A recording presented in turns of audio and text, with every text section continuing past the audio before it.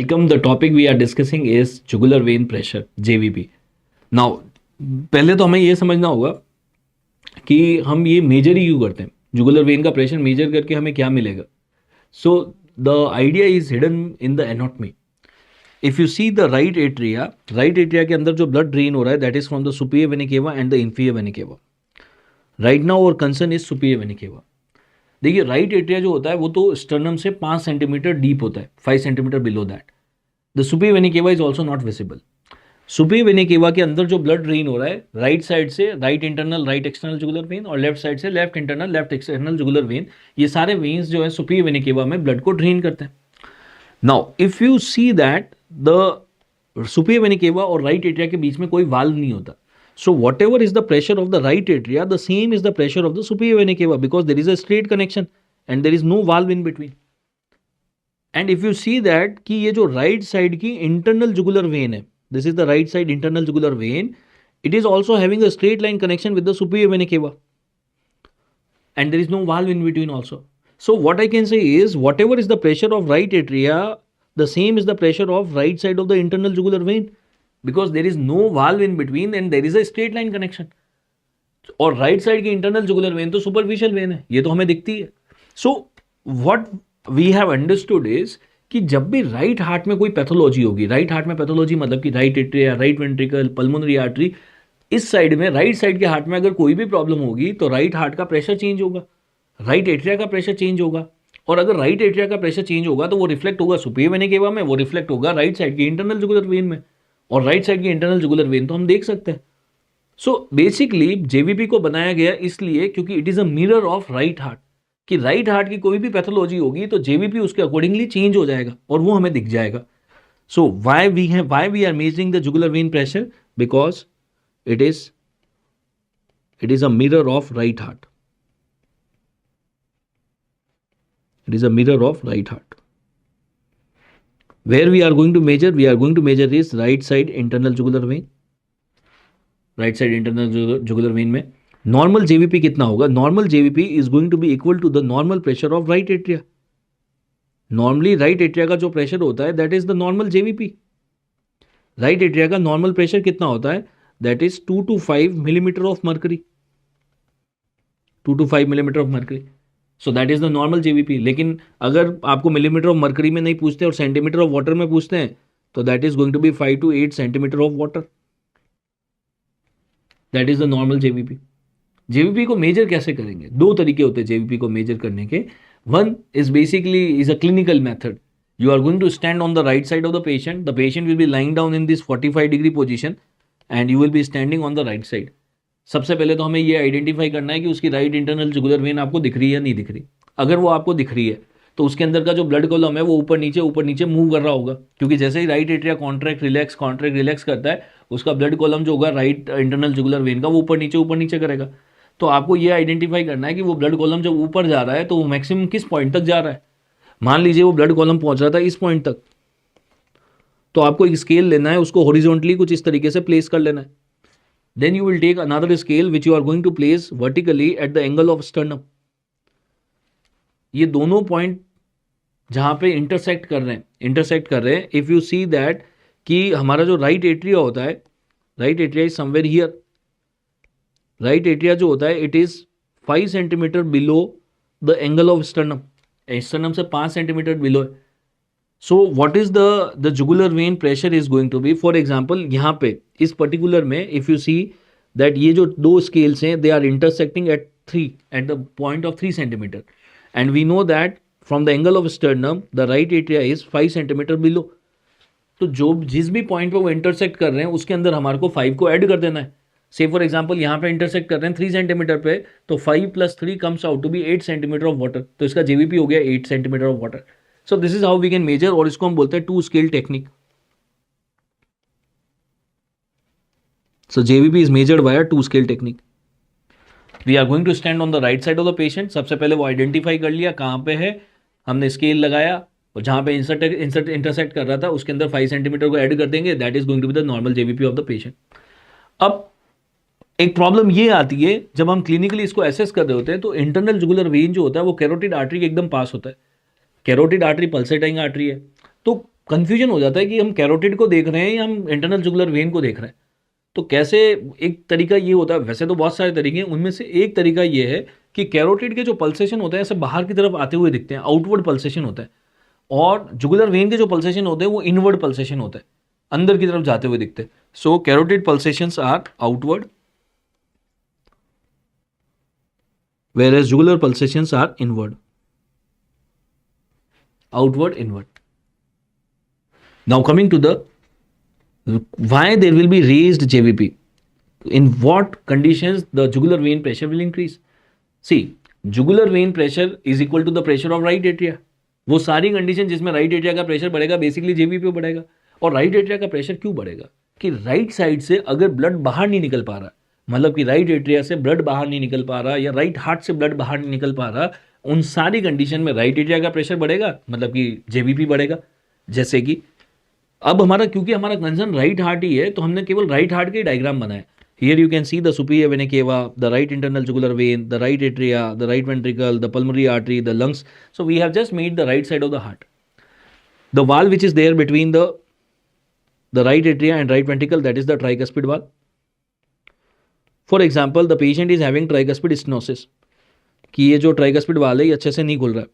अगर tricuspid stenosis होगा, then what is going to happen is, जब राइट एट्रिया कॉन्ट्रैक्ट करेगा तो जो ब्लड है वो राइट वेंट्रिकल में अच्छे से आ नहीं पा रहा है, तो यहाँ इकट्ठा होगा, तो प्रेशर बढ़ेगा, जो यहाँ रिफ्लेक्ट होगा यहाँ पे भी रिफ्लेक्ट हो जाएगा।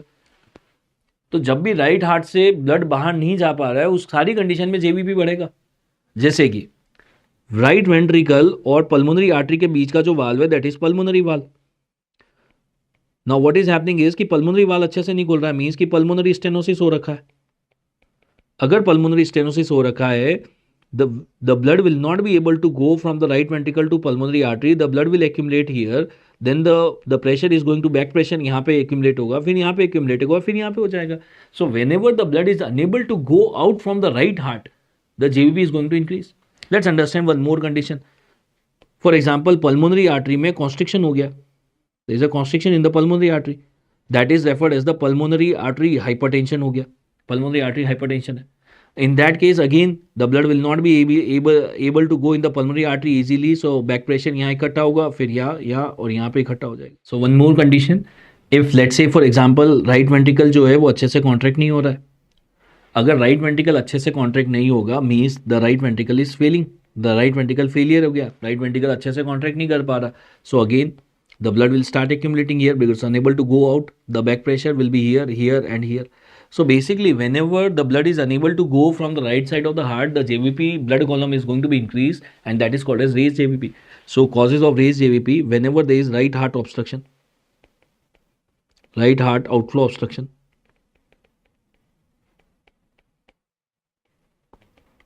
such as the tricuspid stenosis, pulmonary stenosis, pulmonary artery hypertension, right ventricle failure, in all these conditions we are going to have raised JVP.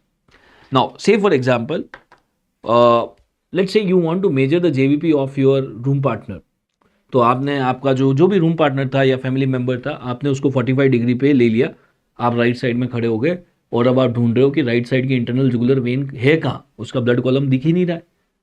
अगर आपको ब्लड कॉलम दिख ही नहीं रहा है, मतलब कि जो ब्लड कॉलम है that is below the sternum somewhere, so it's not visible, so let's consider, मान लो आपको नहीं दिख रहा है तो यहाँ से कहीं ना कहीं अंदर होगा, लेट्स कंसीडर एट 0, क्योंकि दिख नहीं रहा तो 0 मान लेते हैं। अगर आप 0 मान लोगे तो the intersect point is going to come at 0 plus 5, so what is the JVP of your friend is going to be, it is going to be 5।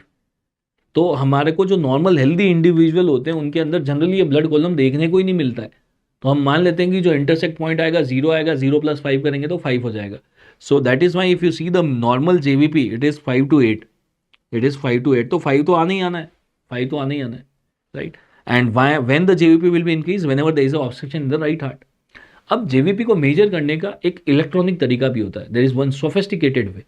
C what happens is, for example when you do the sonography, when you do the echocardiography, जो वो transducer होता है, वो जो eco करने का जो probe होता है, अगर हम उसको यहाँ पे जुगुलर वेन के ऊपर रखेंगे तो वो जो प्रोब होता है उसके अंदर सेंसर लगा होता है जिससे कि हम उस जगह का प्रेशर मेजर कर सकते हैं। तो मान लीजिए मैंने वो यूएसजी का प्रोब लिया और यहाँ पे रख दिया। The moment when you are going to put it here on the monitor of the echo machine, the pressure of the jugular vein will be start coming। और जो जुगुलर वेन का प्रेशर वो कंटिन्यूसली फ्लक्चुएट करता रहेगा क्योंकि right atria contract कर रहा है, रिलैक्स कर रहा है, ब्लड आ रहा है, जा रहा है, तो राइट एट्रिया का प्रेशर चेंज हो रहा है और सेम प्रेशर यहाँ पे रिफ्लेक्ट होगा और वही मॉनिटर पे आ जाएगा। और अगर मैं मॉनिटर पे वो ग्राफ देखूंगा जिसको हम बोलेंगे जेवीपी वेव फॉर्म, वो जेवीपी का वेव फॉर्म होगा, वो कुछ इस तरीके से दिखेगा कि जो प्रेशर है वो बढ़ रहा है, फिर वापस से कम हो रहा है, फिर वापस थोड़ा सा बढ़ा, फिर कम हुआ, then again increase decrease something like this. And then this graph will be repeated, increase, there's a slight increase, decrease, then again increase and decrease like this। So pressure बढ़ रहा है, कम हो रहा है, and something like this happening। So if you see this JVP waveform, there are 3 times when the pressure was increasing, and these 3 waves are A, C and V, and there are 2 times when the pressure is dropping down, that is called as the X descent and Y descent, and then the same will be repeated again, same will be repeated again। सो अब हमें ये समझना है कि ये waves आती क्यों है, why there is A C V, why there is X and Y.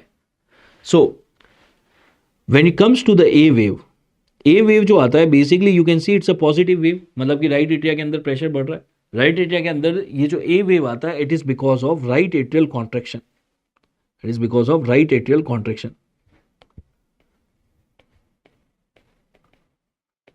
क्योंकि राइट एट्रिया जब कॉन्ट्रैक्ट करेगा, अब देखिए राइट वर्ड यूज करने की बार बार जरूरत ही नहीं है क्योंकि जेवीपी का मतलब ही राइट साइड ऑफ हार्ट से चल रहा है। तो जब भी एट्रिया कॉन्ट्रैक्ट करेगा, जैसे ही एट्रिया कॉन्ट्रैक्ट करेगा तो प्रेशर बढ़ेगा और वो प्रेशर हमें जेवीपी के अंदर दिखेगा और वो जो वेव आती है उसको हम बोलते हैं A wave. When comes to V wave is related with the venous return to right atria. Now इसका क्या मतलब है venous return to right atria? See, right atria में 2 जगह से वेनस रिटर्न आ रहा है, इन्फीरियर वेना केवा और सुपीरियर वेना केवा ब्लड लेके आती है। अगर जो ब्लड आ रहा है that is called as venous return. So जब ये ब्लड आता है राइट एट्रिया में उस टाइम पे ट्राइकस्पिड वाल्व बंद रहता है, the tricuspid valve is close and the blood is accumulating in the right atria. तो जब ये ब्लड यहाँ पे इकट्ठा हो रहा होता है धीरे धीरे राइट एट्रिया का प्रेशर बढ़ता है और वो यहीं पर रिफ्लेक्ट होगा। सो ये जो पॉजिटिव वेव आ रहा है वी वेव, ये वी वेव क्यों आता है? It is because of Venus return. तो याद करना भी आसान है, वी वेव जो होता है V is for venous return to right atria. Superior vena cava, inferior vena cava से जो ब्लड आ रहा है उसकी वजह से जो प्रेशर बढ़ता है उसको बोलते हैं वी वेव। अब देखिए अगर हम यहाँ पे सीक्वेंस ऑफ इवेंट बनाते हैं जिससे हमें यह समझ में आ जाएगा कि बाकी की वेव क्यों आ रही है, सी वेव क्यों आ रहा है, एक्स डिसेंट क्यों आता है, वाई डिसेंट क्यों आता है। If we make the sequence of events, so what is going to happen is कि जितना मान लीजिए ब्लड आना था वो सारा ब्लड आ गया, जो भी ब्लड आना था वो सारा आ गया, वेनस रिटर्न जितना होना था हो गया। अब जितना ब्लड आना था आ गया, तो अब क्या होगा, ये जो ट्राइकस्पिड वाले ये खुलेगा। जैसे ही ये खुलेगा बहुत सारा ब्लड यहां से राइट एट्रिया से राइट वेंट्रिकल में आएगा और जब ये ब्लड यहां से राइट एट्रिया से राइट वेंट्रिकल में आएगा उस टाइम पे पल्मोनरी वाल्व बंद रहेगा, pulmonary valve will be close and because बहुत सारा ब्लड राइट एट्रिया से राइट वेंट्रिकल एक साथ गिरेगा। जैसे ही वाल्व खुलेगा बहुत सारा ब्लड गिरेगा। जब एट्रिया से वेंट्रिकल में ब्लड आता है उसको डायस्टोल बोलते हैं। तो जैसे ही ये वाल्व खुला ट्राइकस्पिड बहुत सारा ब्लड गिरा, जैसे ही बहुत सारा ब्लड गिरेगा तो आप मेरे को बताओ कि राइट एट्रिया का प्रेशर उस टाइम से बढ़ेगा या कम हो जाएगा? जैसे ही ब्लड बाहर निकल जाएगा तो प्रेशर कम हो जाएगा, तो नेगेटिव वेव आना चाहिए। और ये जो नेगेटिव वेव आता है इसको हम बोलते हैं एक्स डिसेंट। तो एक्स जो डिसेंट हुआ, सॉरी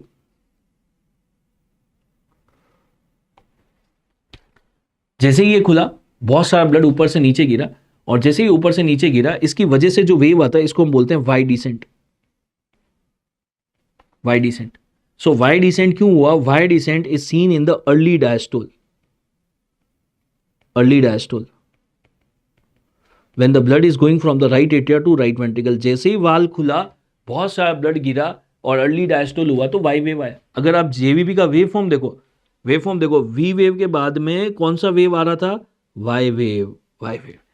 और वाई के बाद कौन सा आने वाला है? ए, फिर आने वाला है C and then we are going to have the X.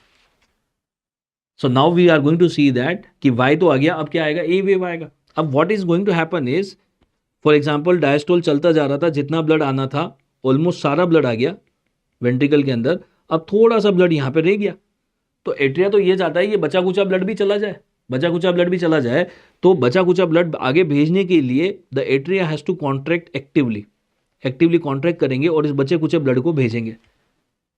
सो ये जो एट्रियल कॉन्ट्रैक्शन होगा, एट्रियल कॉन्ट्रैक्शन होगा to push the remaining blood, this atrial contraction will lead to a positive wave that is called as A wave.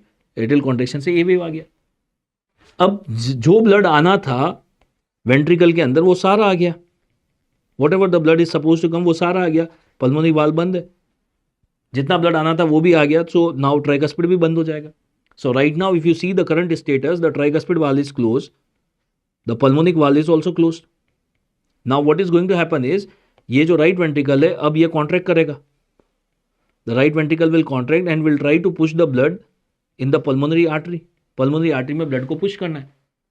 अब देखो जब ये ventricle contract कर रहा है, अभी खाली ये वाली फेज में देखो आप, ये वेंट्रिकल कॉन्ट्रैक्ट कर रहा है लेकिन दोनों वाल्व बंद है, and it is going to be there for few milliseconds like this.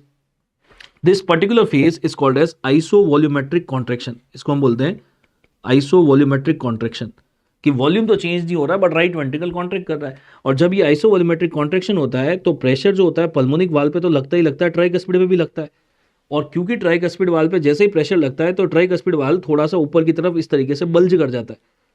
जैसे ही ये ट्राइकस्पिड वाल्व बल्ज करता है उसकी वजह से थोड़ा सा प्रेशर चेंज होता है राइट एट्रिया का, थोड़ा सा प्रेशर बढ़ जाता है और वो यहाँ पे रिफ्लेक्ट हो जाता है, और उसको हम बोल देते हैं सी wave.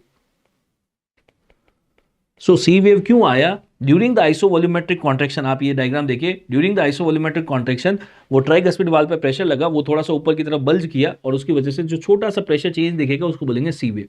So C wave is due to during isovolumetric contraction there is tricuspid valve bulging,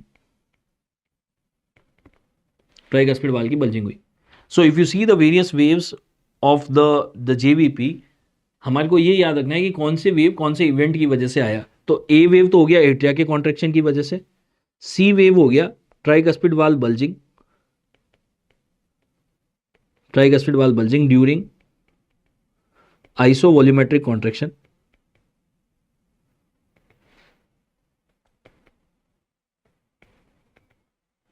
Y descent we have already discuss, it is due to early diastole,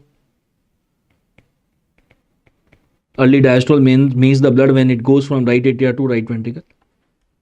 and X descent की बात करते हैं अब। अच्छा ये बताइए, 3 पॉजिटिव वेव थे ए C V और 2 नेगेटिव वेव है X and Y. A wave आया था एट्रियल कॉन्ट्रैक्शन से, एट्रिया ने कॉन्ट्रैक्ट किया था, प्रेशर बढ़ा था। अगर एट्रियल कॉन्ट्रैक्शन से पॉजिटिव वेव आता है तो एट्रियल रिलैक्सेशन से क्या आएगा? नेगेटिव वेव आएगा, और उस नेगेटिव वेव का क्या नाम होगा? X wave. So X wave क्यों आता है? It is because of atrial relaxation.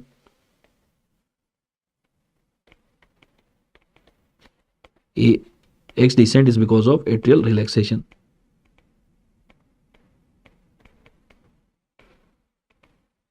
But you know that we have a very good relationship between atria and ventricle। जब एट्रिया कॉन्ट्रैक्ट करता है वेंट्रिकल रिलैक्स करता है, जब वेंट्रिकल रिलैक्स करता है तो एट्रिया कॉन्ट्रैक्ट करता है। तो जो एक्स वेव आता है, ये एक्स वेव आता है एट्रियल रिलैक्सेशन की वजह से। जब एट्रिया रिलैक्स कर रहा होता है तो वेंट्रिकल क्या करता है? Contract. So X descent basically 2 चीजों की वजह से आ रहा है, atrial relaxation plus ventricular contraction, ventricular contraction.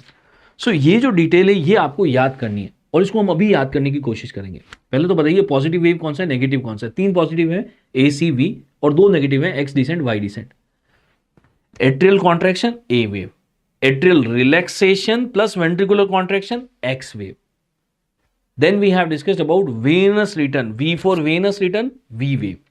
Then we have the bulging of the tricuspid valve, bulging of the tricuspid valve during isovolumetric contraction, C wave. Y wave क्यों आता है? Y wave, Y is because of the early diastole.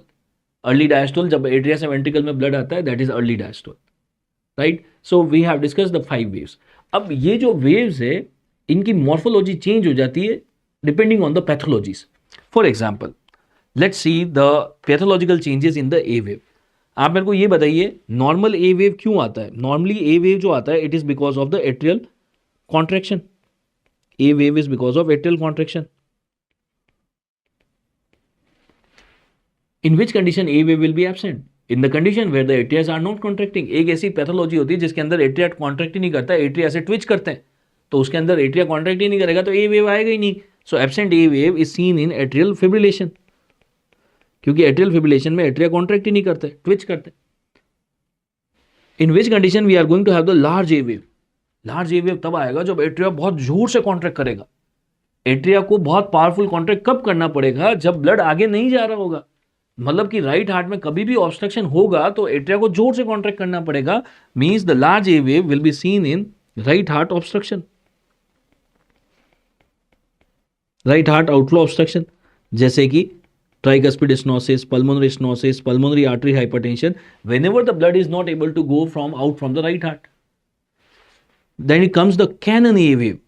Cannon A wave जो होता है, Cannon A wave means very huge A wave, very huge A wave. अब ये कैसे आएगा, very huge कैसे आएगा? To understand this, let's see this diagram. And the simple answer that you have to give.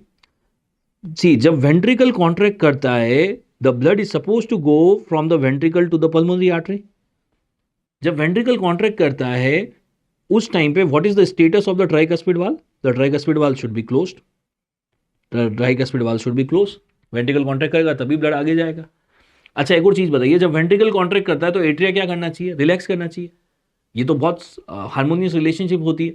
लेकिन मान लीजिए जब वेंट्रिकल कॉन्ट्रैक्ट कर रहा था गलती से उस टाइम पे एट्रिया भी कॉन्ट्रैक्ट हो जाए, अगर ऐसा हो गया then what is going to happen is कि यहाँ पे जो blood होगा it will try to go in this direction but because tricuspid valve तो बंद है, ये यहाँ से टकरा के इधर ऊपर चला जाएगा and the A wave is going to be very huge.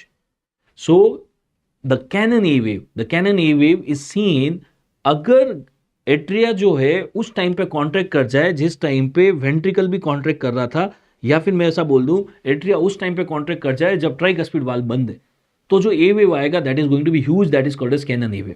और ऐसा कब हो सकता है, जब एट्रिया और वेंट्रिकल एक साथ कॉन्ट्रैक्ट हो जाए, that is seen in complete heart block. So cannon A wave can be seen in complete heart block. C for cannon, C for complete heart block. There is one more condition where we can have the similar situation where the atria and ventricle can contract together, that is junctional rhythm. So ये दो ऐसी pathology है, हम ECG वाले chapter में इनको discuss करेंगे. ये दो ऐसी पैथोलॉजी है जिसके अंदर ट्रांजिएंटली कभी कभी ऐसा हो सकता है एट्रिया और वेंट्रिकल जो है एक साथ कॉन्ट्रैक्ट हो जाए, और जैसे ही ऐसा हुआ the right atria will contract against the close tricuspid valve, the blood will regurgitate back and it will go towards the JVP jugular vein and we are going to get a very huge A wave called as Cannon A wave. Next is the pathology of the V wave. अच्छा आप बताइए V wave आता क्यों है? V wave is because of venous return. V wave तो venous return की वजह से आता है. वेनस रिटर्न मतलब कि inferior vena cava, superior vena cava से जो ब्लड आ रहा है उसकी वजह से जो पॉजिटिव वेव आता है उसको हम बोलते हैं वी वेव. मतलब राइट एट्रिया में जो ब्लड पहुंचता है उसकी वजह से वी वेव आता है. अब pathology wise the change that can happen is there are some pathology where we can have the large V wave. अब लार्ज वी वेव तो तब आ सकता है जब एक्स्ट्रा ब्लड आ जाए. एक्स्ट्रा ब्लड कैसे आ सकता है राइट एट्रिया में? एक्स्ट्रा ब्लड कैसे आ सकता है? नॉर्मली जो ब्लड आता है वो तो इन्फीरियर वेना केवा और सुपीरियर वेना केवा से आता है. जब भी एक्स्ट्रा ब्लड आ जाएगा तो वी वेव बड़ा हो जाएगा. एक्स्ट्रा ब्लड दो जगह से आ सकता है, या तो एक्स्ट्रा ब्लड जो है it may come from the right ventricle like this. If the blood is regurgitating back from the tricuspid valve, means if there is a tricuspid regurgitation the extra blood can come, or the extra blood can come from the left atria to right atria, means if there is a atrial septal defect. If there is a atrial septal defect, so these are the two conditions where the extra blood can come in the right atria, और जो V wave होगा वो इन condition में बड़ा हो जाएगा. So the large V wave it can be seen in tricuspid regurgitation or it can be seen in atrial septal defect. Can be seen in tricuspid regurgitation or atrial septal defect, right? The next pathology that we are discussing is the X descent and the Y descent. Very important, very important. और अभी आपको याद भी हो जाएगा यहीं पे, आप बस you just have to be with me. आप मेरे को बताइए एक्स डिसेंट, पहले तो ये बताइए नॉर्मल फिजियोलॉजी क्या है. एक्स डिसेंट आता क्यों? एट्रियल कॉन्ट्रैक्शन और atrial relaxation. It is because of atrial relaxation plus ventricular contraction. It is because of two things. Atria contract कर रहा है, एट्रिया रिलैक्स कर रहा है, वेंट्रिकल कॉन्ट्रैक्ट कर रहा है, उसकी वजह से एक्स डिसेंट आता है.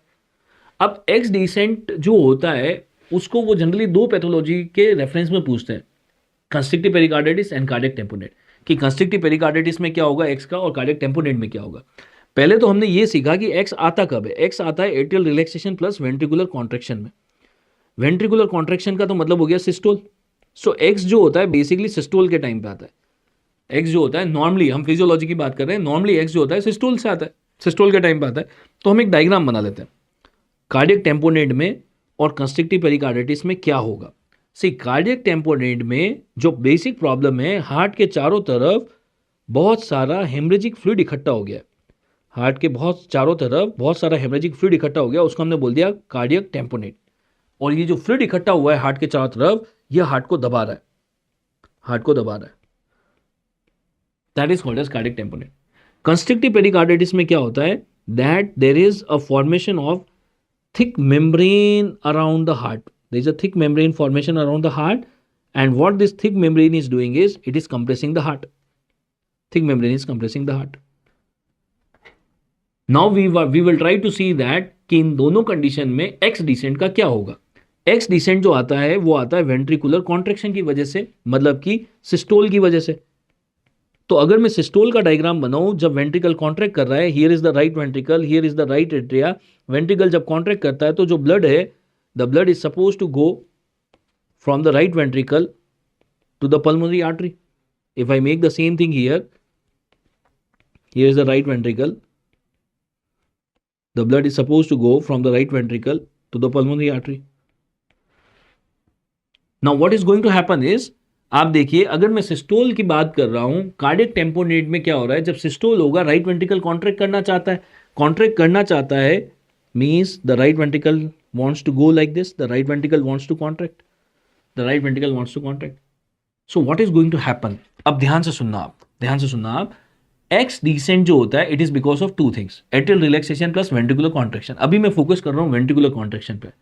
कार्डियक टेम्पोनेट में जब वेंट्रिकुलर कॉन्ट्रैक्शन होता है, जब वेंट्रिकल कॉन्ट्रैक्ट करता है, आप देखो जो पैथोलॉजी है कार्डियक टेम्पोनेट, वो भी हार्ट को दबा रहा है और हार्ट खुद से भी कॉन्ट्रैक्ट होना चाह रहा है सिस्टोल में। तो आप मेरे को बताओ, ये जो कॉन्ट्रैक्शन होगा, ये जो सिस्टोल होगा, ये नॉर्मल होगा या नॉर्मल से ज्यादा पावरफुल होगा? नॉर्मल से ज्यादा पावरफुल होगा, because you can see the direction of the arrows, the forces. Pathology भी दबा रही है, मतलब कार्डियक टेम्पोनेट भी दबा रहा है और वेंट्रिकल खुद भी दबना चाह रहा है। सो जो कॉन्ट्रैक्शन होगा वो पावरफुल होगा, और अगर पावरफुल होगा, the systole will be powerful, means the ventricular contraction will be powerful. Ventricular contraction is related with the x descent. तो cardiac tamponade में x descent का क्या होगा? It is going to be prominent x descent. It's going to be prominent x descent. If we see in constrictive pericarditis, what is going to happen is, constrictive pericarditis में जो thick pericardium है, heart के चारों तरफ एक thick pericardial layer बन जाती है, कैल्सिफाइड पेरिकार्डियम हो जाता है, वो वेंट्रिकल को दबा रहा है, ये वेंट्रिकल को दबा रहा है। So here you can see again the pathology is compressing the heart, इसीलिए इसका नाम रख दिया कंस्ट्रिक्टिव पेरिकार्डिटिस। इसका नाम कंस्ट्रिक्टिव पेरिकार्डिटिस क्यों रखा? क्योंकि ये कंस्ट्रिक्ट कर रहा है हार्ट को। तो अब कंस्ट्रिक्टिव पेरिकार्डिटिस में सिस्टोल के टाइम पे क्या होगा, वेंट्रिकल दबना चाह रहा है, पैथोलॉजी भी दबा रही है हार्ट को, so the contraction is going to be more powerful, is going to be more powerful, and once it is going to be more powerful, the systole means the ventricular contraction is more powerful, the x descent is going to be more prominent. So here also we are going to get prominent x descent. We are going to the prominent x descent. तो cardiac tamponade हो या कंस्ट्रिक्टिव pericarditis हो, x descent prominent होगा। अब बात करते हैं y descent की, ये थोड़ा सा ट्रिकी है y descent। पहले तो ये बताओ नॉर्मल फिजियोलॉजी क्या है, y descent आता क्यों है? y अर्ली डायस्टोल या लेट डायस्टोल? अर्ली या late? Yes, it is because of early diastole. Early diastole में आता है। अर्ली डायस्टोल मतलब कि जब ब्लड राइट एट्रिया से राइट वेंट्रिकल में जा रहा होता है। तो हम डायग्राम बना लेते हैं डायस्टोल का, अर्ली डायस्टोल के बात कर लेते हैं। अर्ली डायस्टोल का मतलब हो गया जब ब्लड जो है राइट एट्रिया से राइट वेंट्रिकल में जा रहा है, दैट इज अर्ली डायस्टोल। जब डायस्टोल हो रहा है मतलब कि हार्ट जो है वो बाहर की तरफ, मतलब वेंट्रिकल जो है वो डायलेट होना चाह रहा है, समथिंग लाइक दिस। अब हम ये सीखना चाह रहे हैं कि वाई डिसेंट का कंस्ट्रिक्टिव पेरिकार्डिटिस और कार्डियक टेम्पोनेट में क्या होगा। हमें पता है कि कार्डियक टेम्पोनेट का मतलब होता है हार्ट के चारों तरफ बहुत सारा ब्लड इकट्ठा हो गया, हेमरेजिक फ्लूइड इकट्ठा हो गया, और ये जो फ्लूइड है ये दबा रहा है हार्ट को, ये हार्ट को दबा रहा है। अच्छा, अब ये डायग्राम देख के बताइए आप कि डायस्टोल में, look at the arrows, look at the arrows. Cardiac tamponade में डायस्टोल के टाइम पे क्या होगा, हार्ट तो बाहर की तरफ जाना चाह रहा है, रिलैक्स होना चाह रहा है, बट कार्डियक टेम्पोनेट क्या कर रहा है, दबा रहा है। तो क्या डायस्टोल अच्छे से हो पाएगा? नहीं हो पाएगा। और अगर डायस्टोल अच्छे से नहीं होगा तो कौन सी वेव अच्छे से नहीं आएगी? Y descent. So what is going to happen with the Y descent in cardiac tamponade? Diminished. There is going to be diminished Y descent. Y descent diminished हो जाएगा. अब बात करते हैं कंस्ट्रिक्टिव पेरिकार्डिटिस में क्या होगा. सबसे ट्रिकी पार्ट है ये, लेकिन आप अटेंटिव रहेंगे समझ में आ जाएगा. देखिए, वाई जो होता है वो डायस्टोल से रिलेट करता है. जब हार्ट में ब्लड एट्रिया से वेंट्रिकल आ रहा है, रिलैक्स कर रहा है, that is Y wave. Now what is going to happen in constrictive pericarditis? Constrictive pericarditis में हार्ट के चारों तरफ एक थिक कैल्सिफाइड पेरिकार्डियल लेयर बन गई है. यहां पे आपको थोड़ा सा इमेजिन करना पड़ेगा और आपको समझ में आ जाएगा. हार्ट के चारों तरफ जो पेरिकार्डियम है वो कैल्सिफाइड हो गई है और हार्ट उसके अंदर बीट कर रहा है, systole diastole systole diastole. Heart के चारों तरफ का जो पेरिकार्डियम है वो थिक कवर बन गया है, कैल्सिफाइड कवर बन गया और उसके अंदर हार्ट बीट कर रहा है. Now what is going to happen? See here, here is the constrictive pericardium. Constrictive pericarditis की देखना आप ध्यान से. डायस्टोल कैसे होगा? शुरू में तो डायस्टोल हो जाएगा, थोड़ा सा डायस्टोल होगा, वेंट्रिकल जो होगा initially will go into diastole, then it is going to hit the thick pericardium और उसके बाद में डायस्टोल नहीं हो सकता.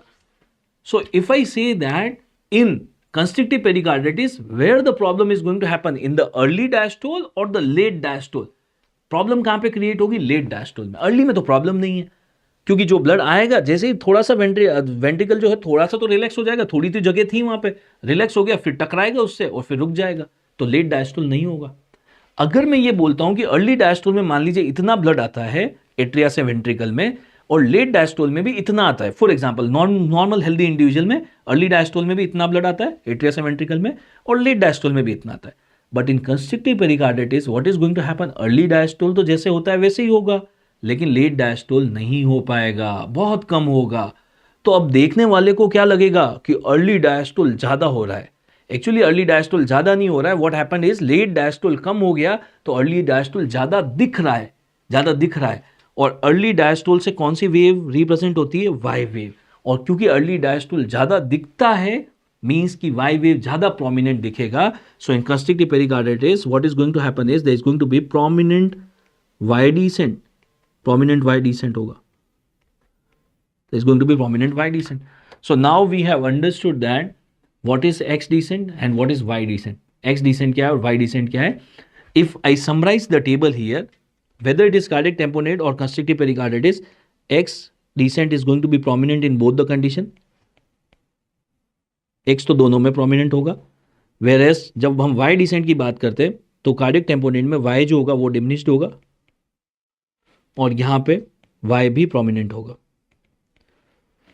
सो आप इस टेबल को ऐसे याद रख लो, X और Y सब जगह प्रोमिनेंट होते हैं. केवल एक चीज याद रखनी है, जो कार्डियक टेम्पोनेट का Y डिसेंट होता है वो प्रोमिनेंट नहीं होता है, वो डिमिनिश्ड होता है, वो डिमिनिश्ड होता है, वो डिमिनिश्ड होता है.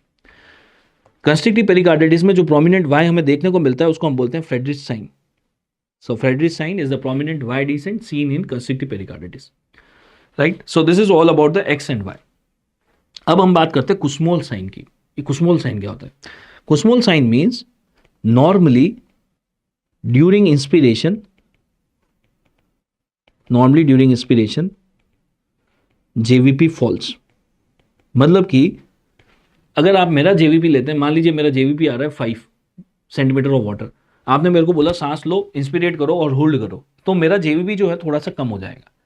On inspiration JVP falls normally. But if during inspiration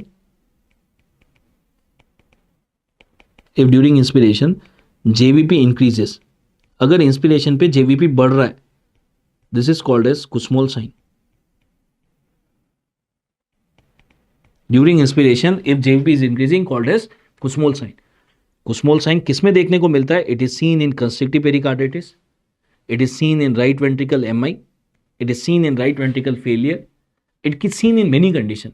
जो सबसे इंपॉर्टेंट बात है, ये किसमें नहीं देखने को मिलता है, यहीं से वो क्वेश्चन बनाते हैं. Kussmaul is not seen in, it is not seen in cardiac tamponade, not seen in cardiac tamponade. Kussmaul is not seen in cardiac tamponade, right. Kussmaul sign को कंफ्यूज नहीं करना है कुस्मोल ब्रीथिंग से.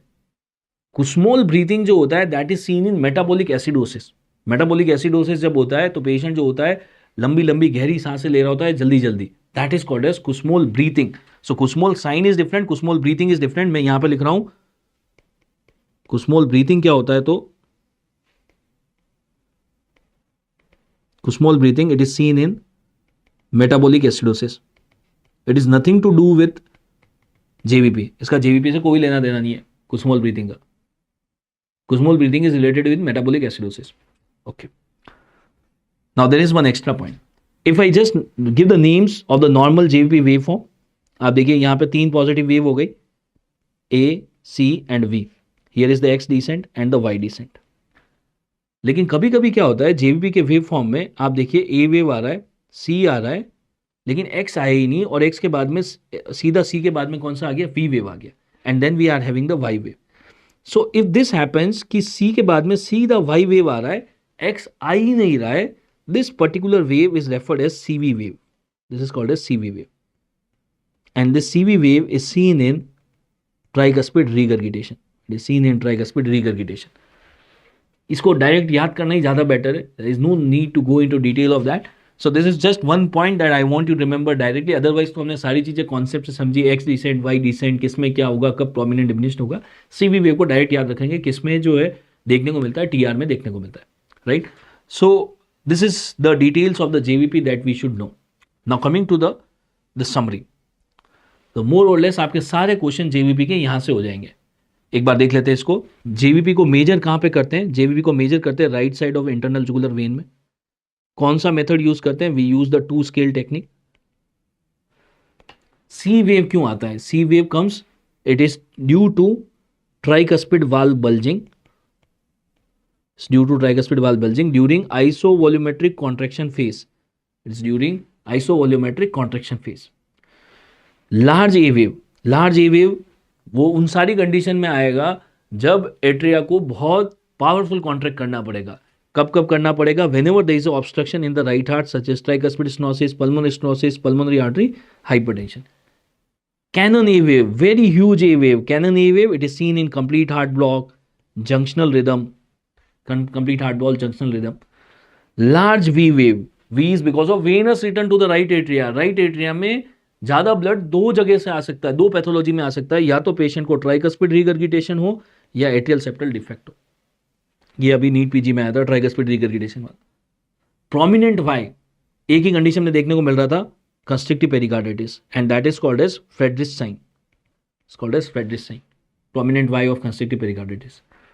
Cardiac tamponade में X का क्या होता है? तो एक्स तो प्रोमिनेंट होता है, एक्स डिसेंट. तो वाई डिसेंट क्या हो जाएगा? डिमिनिश्ड हो जाएगा वाई डिसेंट. कुस्मोल साइन किसमें नहीं देखने को मिलता? Not seen in, it is not seen in cardiac tamponade. CV wave, it is seen in tricuspid regurgitation. Absent A wave. A wave क्यों आता था? एट्रियल कॉन्ट्रैक्शन से. एक ऐसी कंडीशन है जिसमें एट्रिया कॉन्ट्रैक्ट ही नहीं करता है, ट्विच करता है. एट्रिया कॉन्ट्रैक्ट नहीं करता, that is atrial fibrillation. Atrial fibrillation, right? So these are the details of the summary of the JVP. So JVP के अंदर there are total 5 waves, 3 positive wave ACV, 2 negative wave X and Y. एक बार उसको revise कर लेते हैं. ये क्यों आए थे? So atrial contraction A wave, venous return V for venous return V wave, early diastole X or Y, early diastole Y. X is because of atrial contraction और relaxation. X is because of atrial relaxation. और जब atrial relax करता है तब ventricle क्या करता है? Contract, ventricular contraction. C wave is because of the bulging of the tricuspid valve, during which phase isovolumetric contraction. Right? So this is all about the JVP. Thank you.